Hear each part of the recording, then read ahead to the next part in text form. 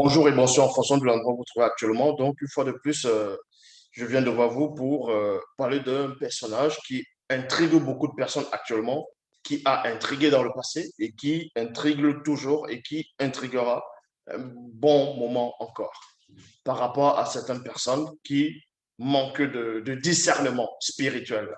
Ici, nous allons parler du gros mensonge sur la naissance de Jésus. Donc, peu importe comment vous allez le nommer, Jésus-Christ, Jésus de Nazareth ou Yoshua Amashia, Yeshua, en fonction des tribus, en fonction des époques, des civilisations. Mais toujours est-il que nous allons parler de ce personnage une bonne fois pour toutes, une fois de plus. Récemment, dans mes précédentes vidéos, j'ai parlé de ce Jésus-Christ. J'ai démontré les anomalies qui tournaient autour de cette personne. Et vous devez aussi savoir que ce qu'on va appeler les biblistes, ceux qui ont rédigé les Bibles, donc il y a les biblistes, on va les attribuer à certains apôtres ou bien à certains disciples de ce soi-disant personnage de Jésus. Euh, donc ici, nous allons, avec les versets à l'appui, parce que dans les Bibles actuelles classiques, il est dit dans Jean 3,11, nous disons ce que nous savons et l'on rend témoignage de ce qu'on a vu, donc de ce dont nous avons pénétré en profondeur. Ici, je vais prendre quelques versets des Bibles actuelles classiques et vous allez vérifier après moi. Ne soyez pas bornés, ne soyez pas endurcis. Euh, Écoutez, analysez et vérifiez. Comme le verset que je viens de lire dans la version classique, dans Jean 3,11, nous disons ce que nous savons et l'on rend témoignage de ce qu'on a vu. Donc, ici, nous allons parler de la soi-disant naissance de Jésus-Christ et des choses, donc c'est-à-dire des phénomènes. Nous allons parler d'un autre personnage, illustre personnage, qui a, selon l'histoire, existé, donc la personne d'Hérode le Grand. Et vous savez que quand on parle d'Hérode le Grand, selon les Bibles classiques, on vous dit que le Christ, donc Jésus, est né à la période d'Hérode le Grand, quand Hérode le Grand était roi, quand il régnait, c'est à cette période-là que Jésus-Christ est né. Et beaucoup de personnes, quand ils fêtent même les fêtes de Noël, ils vont parler d'Hérode, ils vont parler des trois mages qui sont venus à l'Orient, depuis l'Orient, pour venir adorer le petit enfant parce qu'ils ont vu son étoile qui brillait, ils sont venus adorer. Et Hérode a su cela, il a fait appel à ces trois mages, d'autres disent les rois mages, mais c'est écrit nulle part que c'était les rois mages dans les versions classiques, c'était des mages tout simplement, qui sont venus à l'Orient, de l'Orient plutôt. Bon, ils ont fait savoir au roi Hérode que le roi des Juifs va naître. Et Hérode a voulu voir, a voulu qu'on lui dise exactement où l'enfant se trouvait. Comme ça, il va aussi aller non seulement l'adorer, rendre hommage et aussi des présents, ainsi de suite. Bon, mais la vraie histoire, c'est l'histoire de ce soi-disant Jésus et Hérode, n'a rien à voir avec les récits bibliques qu'on vous a présentés. Est-ce que vous comprenez? Donc, pour cela, on va aller dans Matthieu chapitre 2, verset 1. Il est dit, Jésus était né à Bethléem, en Judée, au temps du roi Hérode le Grand. Donc, on précise ici, il y a une précision, que cet homme-là, cette personne-là, ce personnage illustre, connu sous le nom d'Hérode, c'était Hérode le Grand. Dans d'autres par rapport à sa biographie, par rapport à son histoire, on va vous dire que c'est Hérode le premier, Hérode le grand le premier. Or, dans les versions classiques, dans Matthieu chapitre 2, verset 1, il est dit, Jésus étant né à Bethléem en Judée, il y a virgule ici, au temps du roi Hérode le grand, il y a point. Donc, on vous apprend que ce personnage, que beaucoup de personnes ne connaissent pas, beaucoup de personnes adhèrent, beaucoup de personnes disent que ce personnage est Dieu le Père, Dieu le Fils, Dieu le Saint-Esprit, et en même temps une manifestation de Melchisedec, parce que les biblistes ont voulu que tous les récits, en gros, tous les prophéties mineures, on puisse mettre le personnage de Jésus là-dedans. C'est ce qu'on va appeler la christocentrisme. Donc, pour cela, dans Matthieu chapitre 2, verset 1, il est dit, Jésus étant né à Bethléem. Donc, on va vous faire croire que le personnage de Jésus est né à Bethléem, en Judée, au temps du roi Hérode le Grand. Au moment où Hérode le Grand était roi, quand il siégeait, quand il dominait. c'est à cette époque qu'on veut vous faire croire que Jésus est né. Or, voici que les mages venus de l'Orient arrivèrent à Jérusalem. Ici, quand vous allez parcourir l'histoire, la biographie de ce roi Hérode, vous allez apprendre que Hérode est né avant JC, donc avant Jésus-Christ, et il est mort avant Jésus-Christ, donc avant JC. Et c'est là vous comprenez que Matthieu chapitre 2, verset 1 est complètement faux. Parce que quand Hérode, selon la vraie biographie d'Hérode, sa vraie histoire, ça a été démontré que quand le roi Hérode le Grand, c'est-à-dire Hérode le Grand, meurt, le personnage de Jésus-Christ n'avait pas encore été inventé. Non seulement que ce soit inventé ou ce Jésus-là n'était pas encore né. Donc, le récit de Matthieu chapitre 2, verset 1 ne tient pas. C'est tout simplement du mensonge. Ils ont trafiqué l'histoire. Ils ont pris l'histoire d'un personnage, comme ils le font d'habitude depuis des siècles, dans ce qu'eux vont appeler le Nouveau, c'est-à-dire l'Ancien Testament. Ils vont prendre l'histoire des patriarches, des matriarches, des prophètes. Ils vont changer les couleurs, les lieux de naissance, les noms, ainsi de suite. Ils vont les transporter ailleurs. Ils vont modifier l'histoire. Ils vont ramener une nouvelle histoire dite révélée. Et ils vont forcer vos ancêtres. Ils ont forcé vos ancêtres, et ils les ont frappés. Ils ont usé de tromperie, de mensonges. Ils les ont fait accepter des hérésies. Donc, ici, je répète, donc, dans Matthieu chapitre 2, verset 1, beaucoup de chrétiens, beaucoup de ceux qui se disent pasteurs, révérends, bishop, marchand, apôtres, diacres, prophétesses, inspirés, vont lire, vont fêter la naissance de ce personnage nommé Jésus qui n'a jamais existé. Donc, ils vont se baser sur Matthieu chapitre 2, verset 1, que ce personnage, ce Jésus, soi-disant Yahvé, Adonai, Jéhovah, Elohim l'Éternel, s'est fait Dieu dans le visible, est venu et il est né par une femme vierge.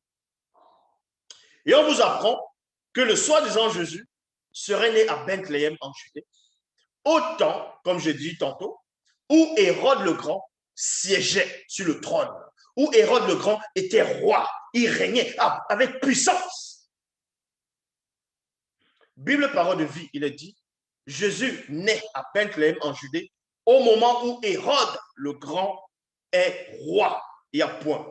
Alors les mages viennent de l'Est et arrivèrent à Jérusalem, Donc ici, nous allons maintenant entrer dans la biographie du roi Hérode Ier. Vous pouvez taper sur plusieurs formes de moteurs de recherche. Vous pouvez aller, que ce soit dans les bibliothèques, les médiathèques. Vous pouvez vous rapprocher des historiens aussi et vérifier, faites aussi vos recherches, exactement comme Luc, dans Luc 1, 1 à 3, a fait des recherches, c'est-à-dire il a aussi semblé bon d'avoir fait des recherches exactes sur tout ce qui est arrivé, mais on sait que tout ça c'est faux. Mais ici, vous devez comprendre que le personnage Hérode, selon les historiens, selon l'histoire, a véritablement existé. Il a existé, il était roi. Hérode le premier était roi.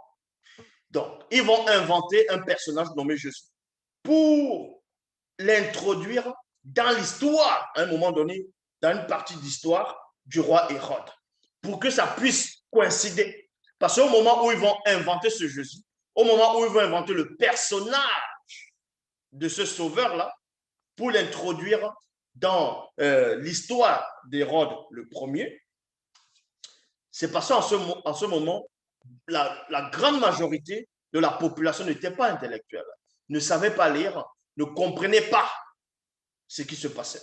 Donc, ils ont réussi à duper des personnes, ils ont réussi à duper des gens pendant des siècles, de génération en génération, mais ils ont oublié, ou bien ils n'ont pas, ils ont omis de penser qu'il y aurait des gens, d'autres personnes, d'autres civilisations qui viendront, qui seront plus éclairés que ceux qui étaient à leur époque.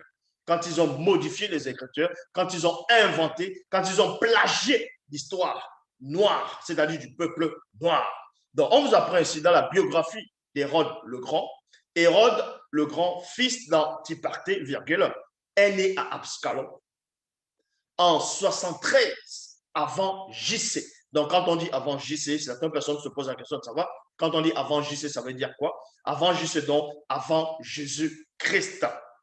Et mort en Jéricho en 4 avant JC. Il est roi en Judée. Il est roi en Judée.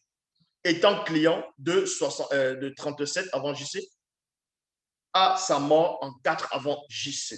Donc, la biographie d'Hérode le Grand vous apprend ici qu'Hérode, il est né en 73 avant Jésus-Christ et il est mort en Jéricho en 400 avant Jésus-Christ.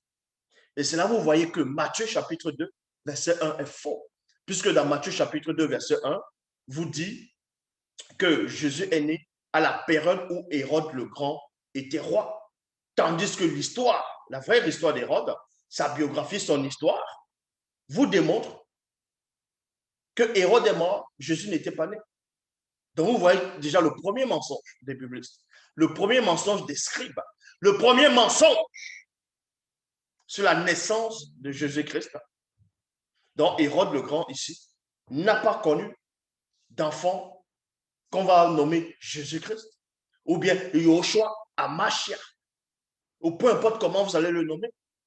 Hérode le Grand ici, selon son histoire, il n'a jamais parlé aux mages d'Orient pour leur demander, allez vérifier votre information pour que je sache que ce fils, en gros, si c'est vraiment le roi des Juifs, que j'aille l'adorer.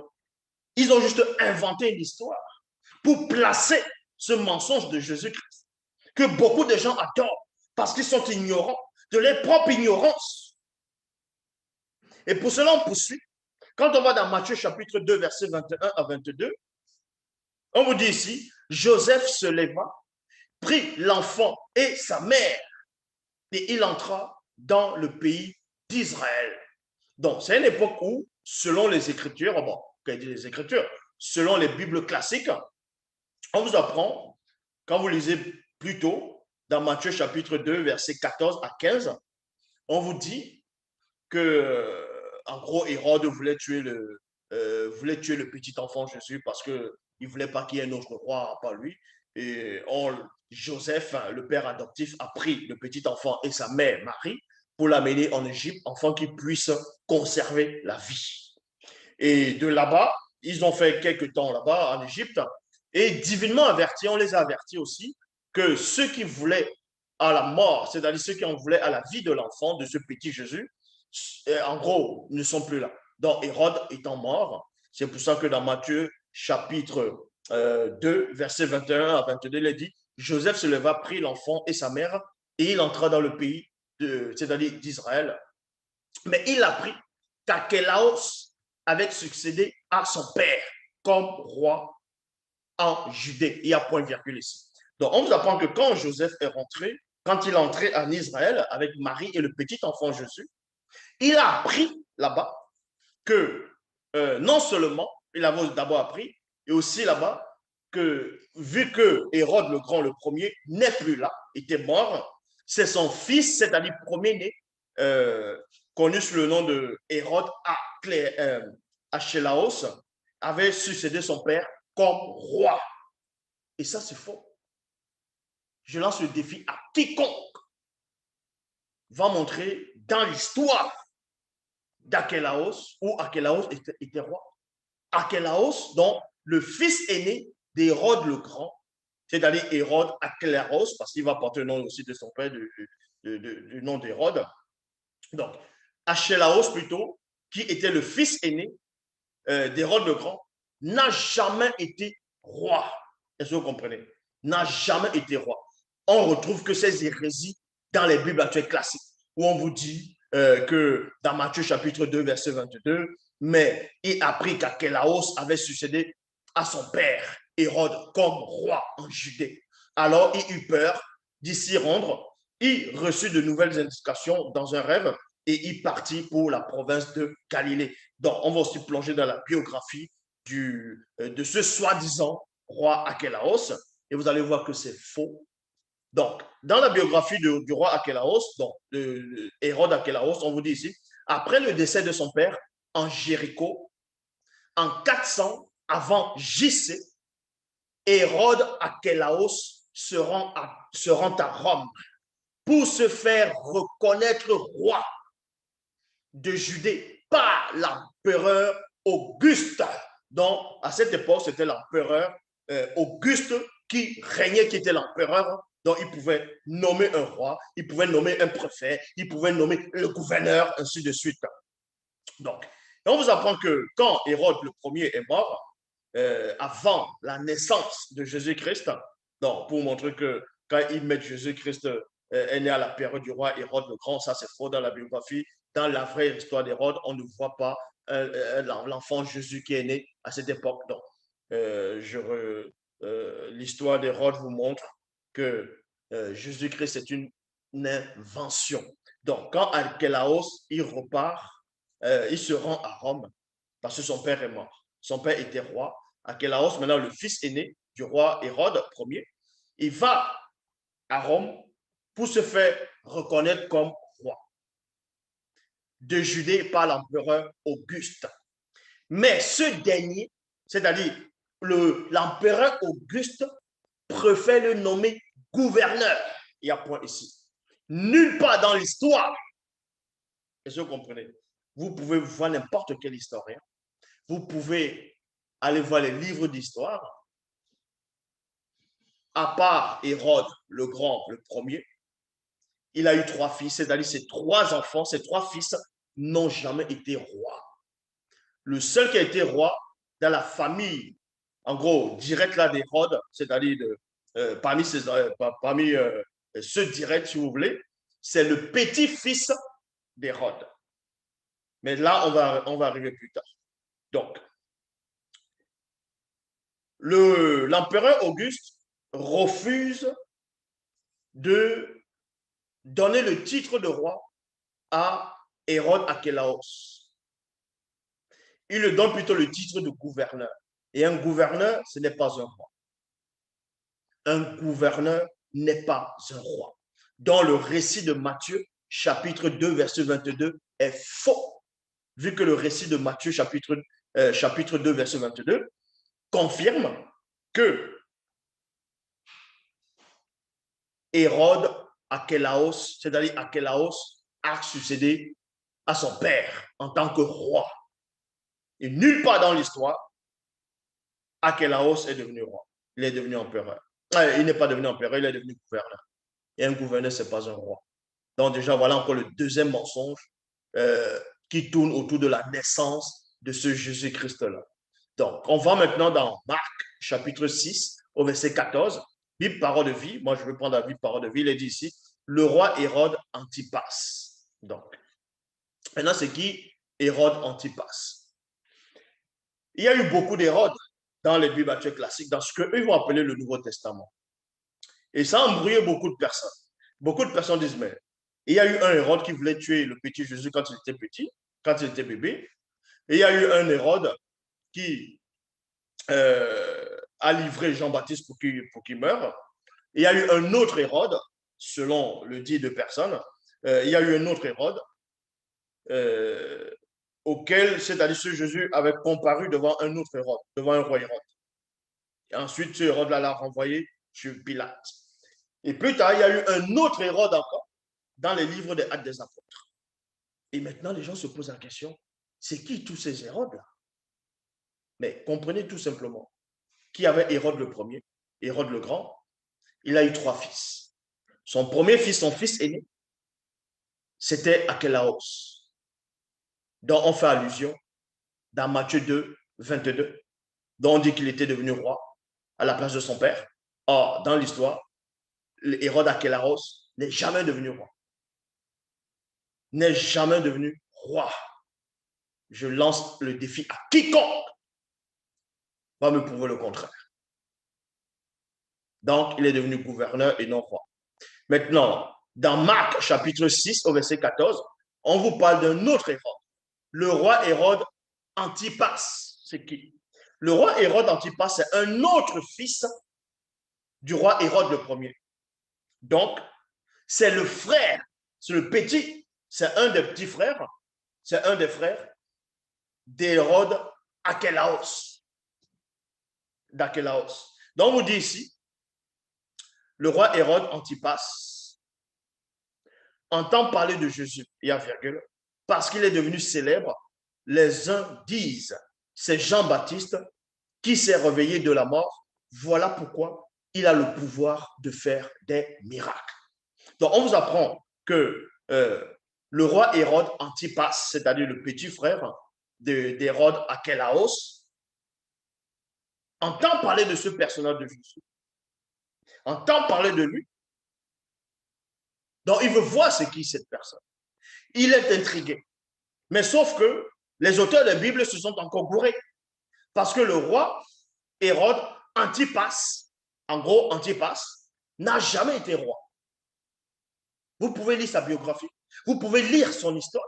Il n'a jamais été roi. Donc, Marc 6, 14 est encore faux. Parce que dans sa biographie, on vous dit ici,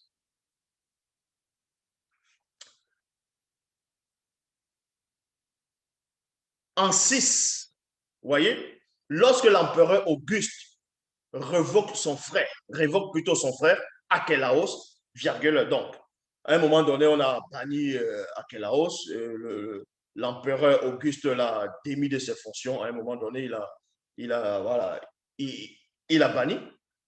Son frère, donc Antipas, a entendu cela.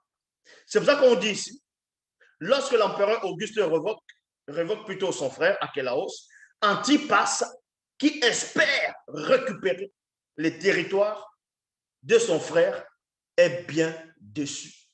Est bien dessus. Il y a point. L'exil d'Archélaos à Vienne ne change rien pour lui, ni pour son demi-frère, Philippe. Vous voyez? Philippe, c'est qui? Philippe, c'est celui dont Jean-Baptiste disait à Hérode, tu ne dois pas coucher avec la femme de ton frère, de Philippe, ainsi de suite. C'est toujours un des enfants d'Hérode Ier. Donc, lui-même aussi n'a jamais été roi. Ne change rien pour lui, ni pour son demi-frère Philippe, car Auguste préfère transformer les territoires d'Archélaos à une province romaine de Judée. Il obtient toutefois une maigre consolation après la destitution de son frère. C'est lui qui devient l'intendant. C'est lui qui devient l'intendant. Donc, Hérode Antipas, selon Marc 6, 14, on vous dit qu'il est roi. Or, sa vraie histoire, il n'est pas devenu roi, il est devenu intendant du temple de Jérusalem. Et un intendant, ce n'est pas un roi, c'est un administrateur d'un territoire, exactement comme le gouverneur, comme le préfet, ainsi de suite. Nulle part dans l'histoire, nulle part dans la biographie, on vous dit que non seulement Archélaos ou Antipas sont devenus rois.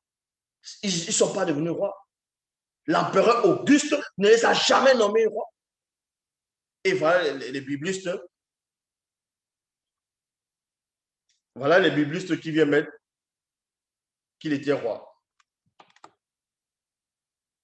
Voilà les biblistes qui viennent mettre qu'il était roi. Essaie de te déconnecter. Essaie de te déconnecter, Laurence.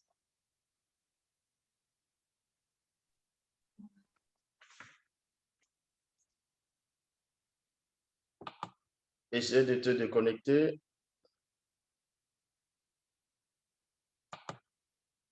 Donc, il n'a jamais été roi. C'est là, vous comprenez. Donc, on vous dit ici, il a un droit de regard sur tout ce qui se passe, sur tout ce qui s'y passe, notamment sur les jugements prononcés par le Sanhedrium. Le Sanhedrium, c'est un jugement pour les Juifs, pour les affaires religieuses, si vous voulez.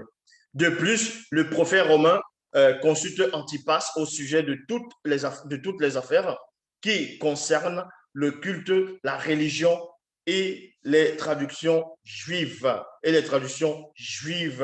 Donc, vous voyez que l'histoire de Jésus-Christ, la naissance de Jésus-Christ est faux. La naissance de Jésus-Christ est faux. C'est faussé. Que vous voyez même dans la généalogie de Jésus-Christ, dans Matthieu, dans même Luc, vous voyez que c'est faux. Donc, dans Matthieu chapitre 2, versets 14 à 15, on vous dit, Joseph se leva donc et partit dans la nuit comme l'enfant, amenant l'enfant et sa mère pour se réfugier en Égypte. Il resta là-bas jusqu'à la mort d'Hérode le Grand. Ainsi se réalise ce que le prophète a dit de la part du Seigneur, j'ai appelé mon fils à sortir d'Égypte. Donc, voici encore le mensonge. Ils vont prendre le personnage de Jésus, ils vont le calquer dans l'histoire d'Hérode le Grand.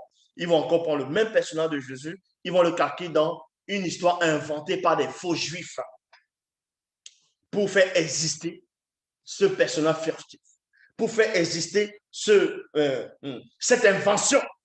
Vous comprenez? Je lance le défi à quiconque de me montrer un seul document historique où il est mention de ce Jésus-Christ-là.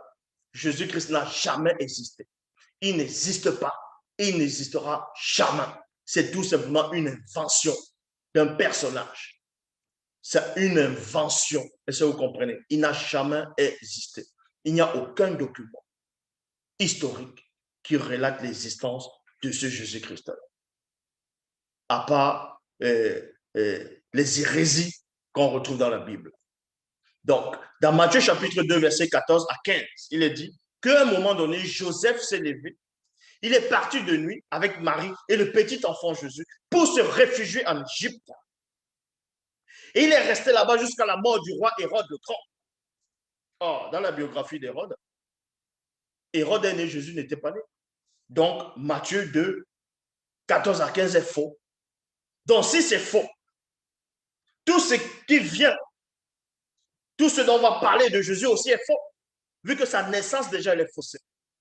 La base même de c'est-à-dire la base même du christianisme est faux, n'est pas fondée, n'a pas de fondement, n'a pas de base.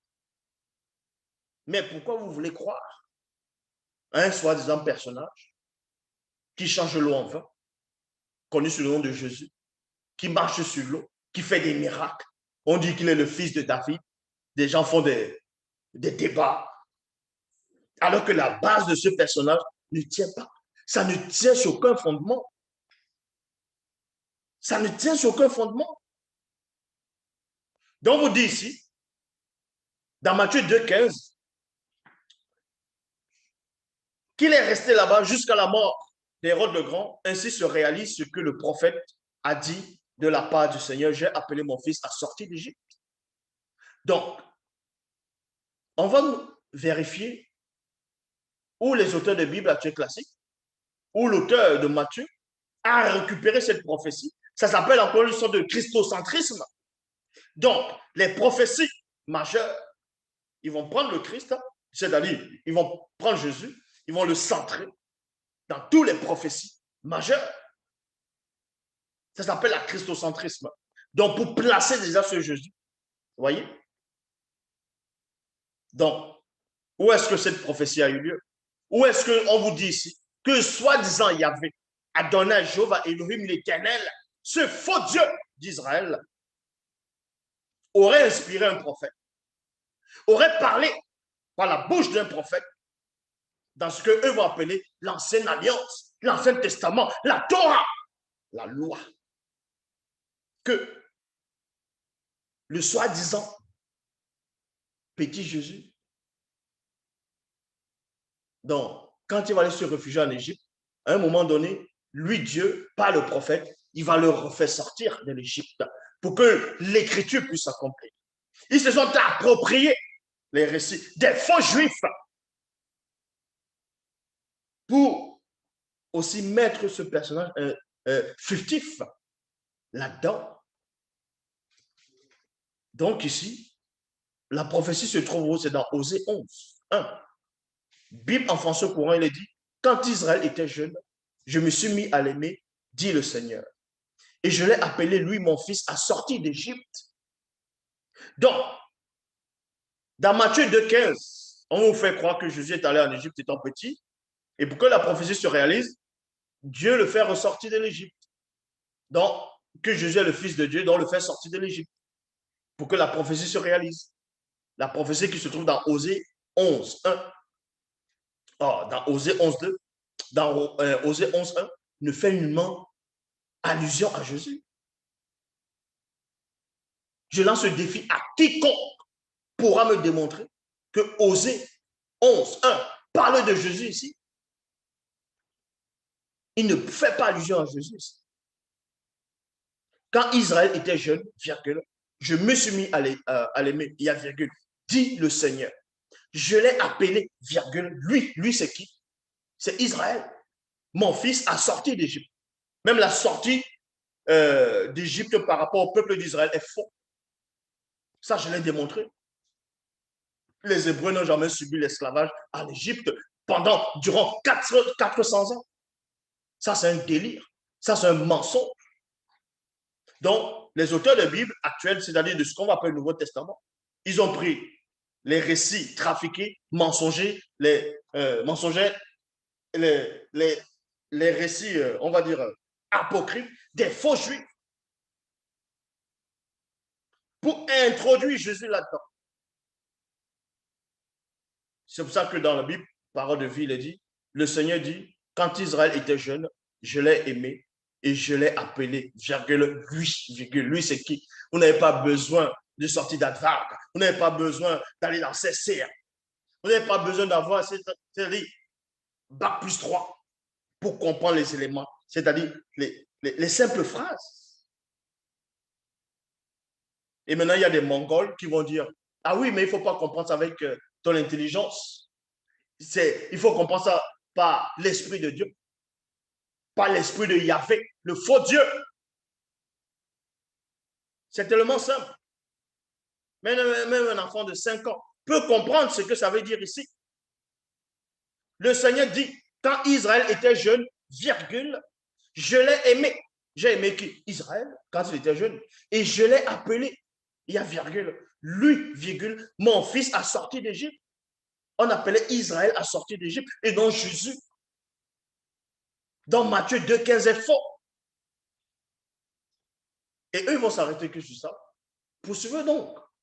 Dans Osée 11.2, Bible parole de vie, il dit, mais ensuite, puis je l'appelais, plus il s'est éloigné de moi. Donc, vous dites ici que Yahvé Adonai, Jéhovah Elohim, l'Éternel, le faux Dieu. Il dit, plus il appelait son fils qu'il aimait, qui était en Égypte, donc qu'il a fait sortir, plus ce fils-là, qu'il a fait sortir d'Égypte, s'est éloigné de lui et allé adorer Baal. Dans ce cas, montre-moi dans le Nouveau Testament où Jésus est allé adorer Baal et j'arrête de faire des vidéos. Donc, vous voyez que vous êtes plongé dans la confusion. Vous êtes plongé dans la confusion. N'ayez pas peur. Sortez de toutes ces églises. Sortez de toutes ces sortes de religions, de soi-disant dogmes.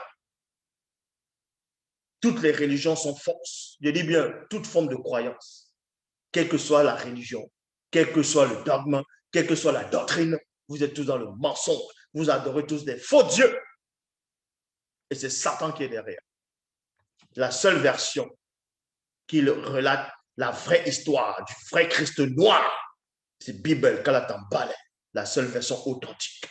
Et les faux juifs, ils regardent mes vidéos, les faux pasteurs, tous ces gens-là savent que le maître est là, le maître en face de vous. Est-ce que vous comprenez? Vous ne faites pas le poids. L'Oba, c'est encore glorifié. Bible est ressorti. Allez-y dans les éditions zoulassan.com et allez-y. Bible vous attend. C'est très important. C'est l'histoire de l'humanité. L'histoire de toute chose est contenue dans Bible. Il y a eu beaucoup de ruptures de Bible. Il y a eu beaucoup de ruptures. Mais à chaque fois, on relance, on réédite, on réédite, on réédite. Donc, récemment, il y a encore eu il y a eu une grande rupture. Mais voilà, Bible a encore été réédite pour montrer que personne ne pourra arrêter cette marche. Donc, l'Oba s'est encore glorifié.